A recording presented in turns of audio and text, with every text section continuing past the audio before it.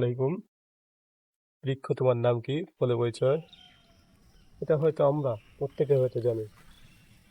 ঠিক তেমনি আজ একটা গাছের সাথে আপনাদের পরিচয় করে দিচ্ছি। এটা হচ্ছে তিত গাছ, যেটাকে নাকি বলে এর ফলটা আপনার পাকলে লাল হয়, আর যেটা যখন এটা কাঁচা থাকে তখন এটা সবুজ হয়।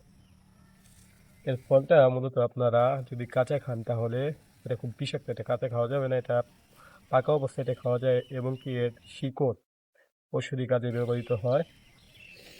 আরেকটা কথা বলতে গেলে এটা আপনার জ্বর হাঁপানি যদি কারোর হয়ে থাকে তাহলে শিকড় সে খেতে পারে। এটা খেলে আপনার ঠান্ডা জ্বর কাশি এগুলো থেকে আপনি রেহাই পাবেন কিছুটা।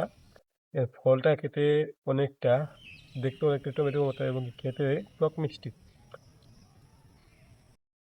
এত মহামূল্যবান গাছগুলো এখন হয়তো অনেকটা বিলুপ্তর পথে। সচরাচর এসব গাছগুলো তেমন একটা দেখা যায় না।